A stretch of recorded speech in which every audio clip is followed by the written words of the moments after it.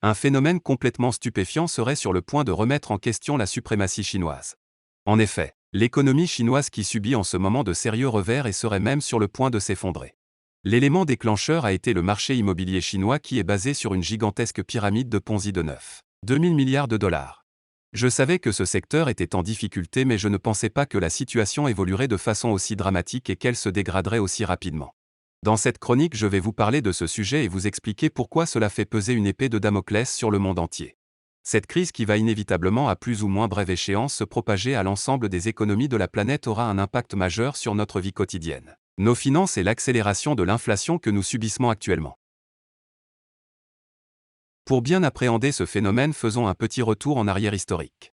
Durant les dernières années, des migrations massives ont eu lieu depuis les campagnes vers les grandes villes, tout simplement parce que les opportunités en matière d'emploi et les perspectives d'enrichissement y étaient beaucoup plus nombreuses.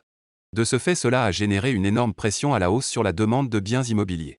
Cette demande a encore été accrue car un grand nombre de Chinois, suite à l'euphorie qui régnait au niveau économique en Chine, ont décidé d'acheter non seulement pour se loger mais aussi pour investir et spéculer. Ce phénomène est devenu tellement populaire qu'il s'est presque transformé en ruée vers l'or. Nombre de Chinois estimaient alors qu'il était en mesure de s'enrichir facilement et rapidement. Ce sentiment leur donnait un fort sentiment de sécurité qui en réalité était illusoire. À l'apogée du marché immobilier chinois, les promoteurs immobiliers bâtissaient 50 fois plus de nouveaux logements que les États-Unis et l'Europe réunis. Ce chiffre est absolument colossal. Certains Chinois laissaient même leurs logements vacants, soit dans la perspective de l'habiter eux-mêmes plus tard, soit dans l'espoir de le revendre plus cher en encaissant une très forte plus-value au passage. Ils anticipaient une forte hausse des prix. Cela a engendré une bulle immobilière absolument gigantesque. Ces achats étaient financés principalement grâce à des prêts immobiliers que les banques accordaient avec beaucoup de facilité. Les préventes, c'est-à-dire le fait d'acheter un bien avant même que sa construction n'ait débuté, se sont multipliés. La qualité des constructions a alors commencé à diminuer car les constructeurs n'arrivaient plus à faire face à l'ampleur de la demande. En moyenne, les acheteurs chinois étaient prêts à débourser 23 fois le montant de leur salaire mensuel pour acheter un bien immobilier. Mais le problème majeur réside dans le fait que pour construire les projets qu'elles devaient livrer, elles multipliaient les préventes. Au fil du temps, de plus en plus de constructeurs immobiliers se sont retrouvés dans l'incapacité de bâtir certains immeubles par manque d'argent. De plus en plus d'acheteurs se sont alors mis à cesser de payer les mensualités de leur crédit pour un bien qui ne verrait manifestement pas le jour. Cela représente en 2022 320 projets dans 100 villes. Cela entraîne des manifestations monstres dans les rues constituées de propriétaires qui ont été floués par des promoteurs peu scrupuleux. Imaginez le désarroi total de ces Chinois qui ont contracté des prêts sur 10, 20 ou même 30 ans pour des biens immobiliers qui ne verront jamais le jour pour la plupart. Certaines constructions ont commencé mais ont été stoppées net. Le groupe Evergrande, qui est le plus gros promoteur immobilier du pays, est endetté à hauteur de plus de 260 milliards d'euros en 2022. Il se donnait pour ambition de devenir d'ici 3 à 5 ans le groupe le plus puissant au monde d'ici 3 à 5 ans. Autant dire que ces ambitions hégémoniques ont été fortement contrariées suite à la crise actuelle. Au moment où j'écris ces lignes en septembre 2022, Evergrande vient de sortir de ses chaînes de production sa première automobile électrique. En effet, il essaie désespérément de se relancer via sa filiale spécialisée dans les véhicules électriques. Evergrande inquiète les marchés depuis plusieurs mois. Il lui sera difficile d'échapper à la faillite. Je présume que vous commencez à mieux comprendre la situation dans laquelle se trouve la Chine actuellement. Des facteurs aggravants font que la Chine ne se porte pas bien du tout actuellement sur le plan économique. Et un effondrement de la Chine est susceptible d'avoir très rapidement un impact majeur sur notre propre situation en Europe. Ce n'est vraiment pas une bonne nouvelle. Les Américains seront eux aussi durement frappés. La Chine est la deuxième puissance économique mondiale après les États-Unis, mais surtout un des premiers fabricants et exportateurs de biens manufacturés.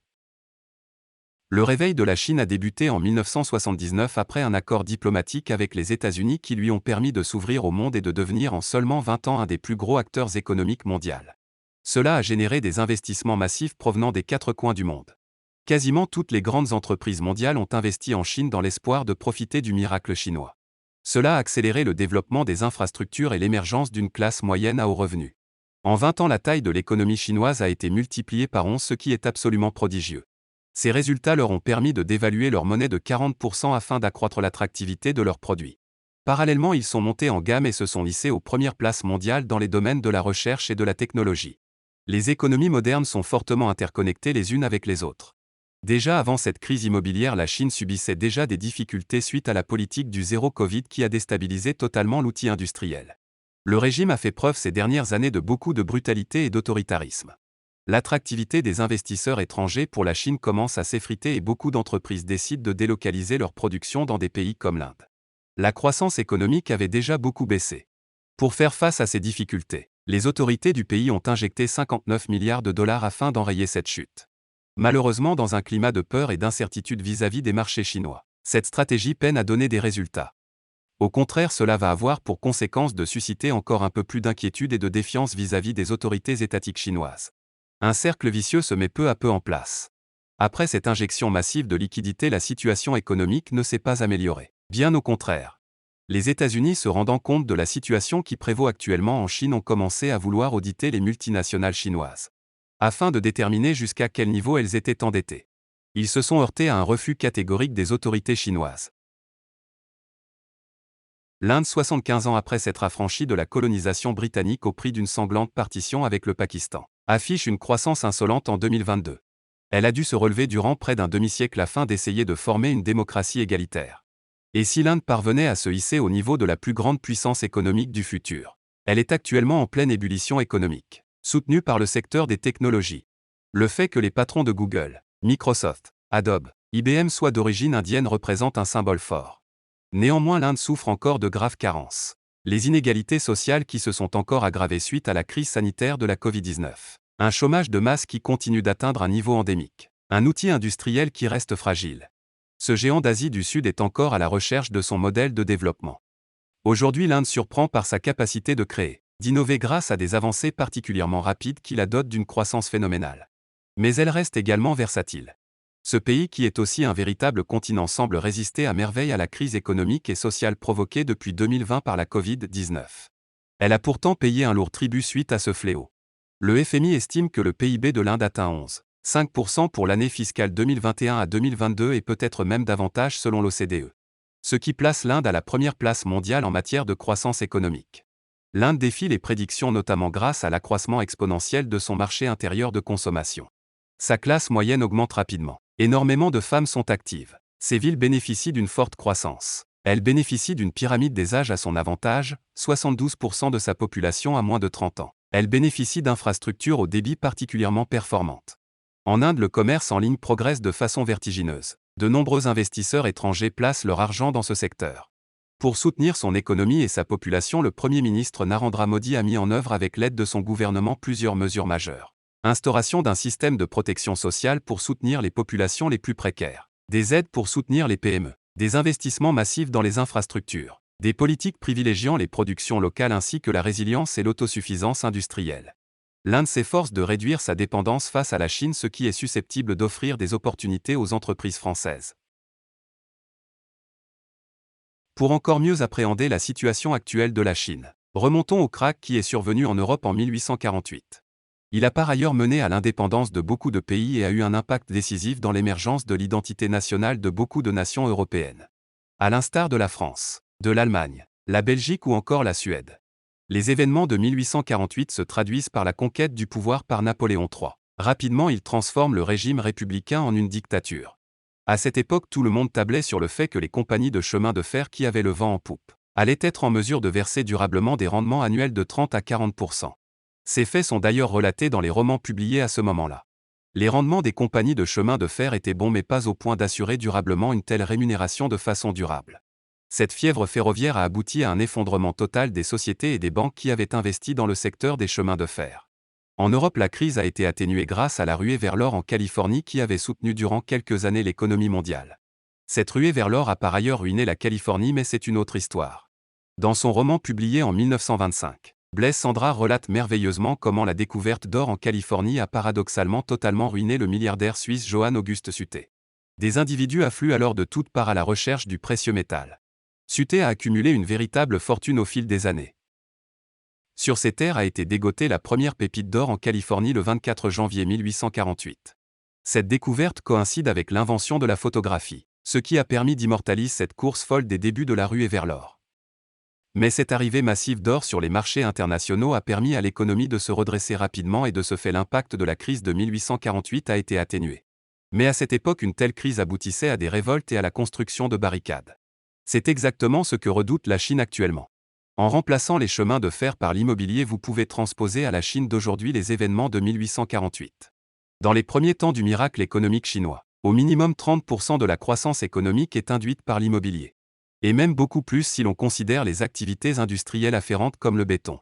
Pour en fabriquer, il faut avoir recours à l'utilisation de sable. Cette matière première est la deuxième ressource la plus stressée au monde après l'eau potable. Le pétrole, quant à lui, arrive en troisième position. En effet, on a encore énormément de difficultés à faire du béton en utilisant du sable du désert. Et la part de cette ressource utilisable facilement et sans que son coût de revient ne soit prohibitif commence à s'épuiser. Lorsqu'une économie est tributaire d'une croissance atteignant des taux intenables sur le long terme, le moindre grain de sable peut enrayer la machine. Bien sûr, les autorités étatiques s'efforcent de trouver des solutions, mais lorsque cette croissance n'est pas basée sur des fondamentaux solides, la fragilité et le manque de résilience d'un tel système commencent à poser d'énormes problèmes. L'Inde, même si elle n'atteignait pas des niveaux de performance comparables à la Chine, a une culture politique et économique qui lui permet de mettre en œuvre une grande capacité de résilience lorsque des nuages se profilent à l'horizon. Et comme ils ont malgré tout des taux de croissance qui feraient saliver les nations européennes, ils sont particulièrement bien positionnés sur l'échiquier mondial. Ils sont même en mesure de devenir la nation dominante dans 10, 20 ou 30 ans. Le contrat social en Chine repose sur un principe simple. Le régime vous assure 5% de croissance annuelle, mais en échange vous acceptez que vos libertés et la démocratie soient limitées. Les Chinois sont très attachés à la culture de leurs ancêtres basée sur le confucianisme. Les classes moyennes cultivent le culte des ancêtres.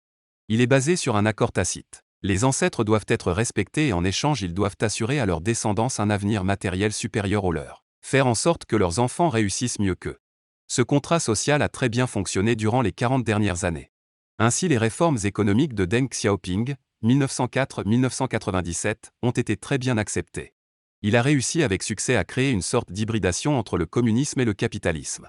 Il a été ouvrier étudiant en France dans les années 1920. Après un détour par Moscou, il rentre en Chine en 1926.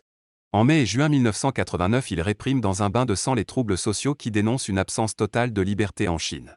Cela ne l'empêche pas pour autant, à partir de 1992, d'ouvrir son pays à la dynamique du capitalisme. Ensuite, il se retire progressivement du monde politique. Grâce à cette stratégie, la Chine a été en mesure de connaître une croissance économique insolente durant plusieurs dizaines d'années. Cela a permis à énormément de Chinois de sortir de la pauvreté. Depuis que Xi Jinping s'est emparé du pouvoir en 2012, la corruption a augmenté tandis que les inégalités ne se sont pas atténuées, bien au contraire.